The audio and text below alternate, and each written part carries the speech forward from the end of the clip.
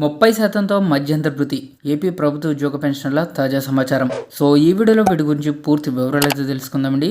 So PRC అమలయ్యేలోగా ఉద్యోగులు వారి యొక్క పే స్కేల్స్ నష్టపోకుండా ఉండడానికి ఖచ్చితంగా 30% మధ్యంతర భృతి రావాలని కోరుకునే ప్రతి ఒక్క ఉద్యోగి పెన్షనర్ కూడా వీడియోను ఒక లైక్ చేసి మీ తోటి ఉద్యోగ మిత్రులకు వీడియోని అయితే షేర్ చేయండి. రాష్ట్ర ప్రభుత్వ ఉద్యోగులకు 30%తో ఐఆర్.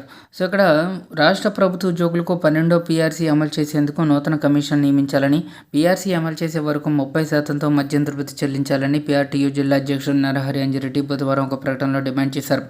సెక్రటేరియట్ ఉద్యోగులకు చెల్లించాల్సిన డిఏ ఏరియాస్ను నగదును సిపిఎస్ ఉపాధ్యాయులకు కూడా చెల్లించాలని, ఇన్ సర్వీస్ ఉపాధ్యాయులకు టెట్ నుంచి మినహాయింపులు ఇవ్వాలని, ఎస్ఎస్సి 100 రోజుల యాక్షన్ ప్లాన్లో సెలవు దినాలకు మినహాయింపు ఇవ్వాలని, మెగా డిఎస్సి అనంతరం కూడా జిల్లాల్లో ఖాళీగా ఉన్న 500 ఉపాధ్యాయ పోస్టులకు అకాడమిక్ ఇన్స్ట్రక్షన్ నియమించాలని విజ్ఞప్తి చేశారు. అలాగే ఏపీ టీచర్స్ గిల్డ్ డిమాండ్ ఏంటంటే జిల్లాలో 165 మంది ఎయిడెడ్ ఉపాధ్యాయులకు వెబ్ కౌన్సిలింగ్ నిర్వహించాలని. ఏపీ టీచర్స్ గిల్డ్ జిల్లా అధ్యక్ష ప్రధాన కార్యదర్శులు కోడూరు వెంకట్రావు, సిహెచ్ ప్రభాకర్ రెడ్డి బుధవారం ఒక ప్రకటనలో డిమాండ్ చేశారు.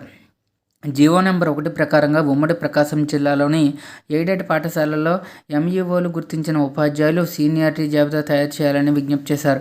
మండలాల వారీగా ఎయిడెడ్ ఉపాధ్యాయుల సంఖ్యను తేల్చాలని, అసలు విద్యార్థులు లేని 14 ఎయిడెడ్ పాఠశాలలో పనిచేసే ఉపాధ్యాయులను 40 మందిలోపు విద్యార్థులను 42 ఎయిడెడ్ పాఠశాలలో నియమించేలా నూతన డిఈఓ చర్యలు తీసుకోవాలని విన్నవించారు.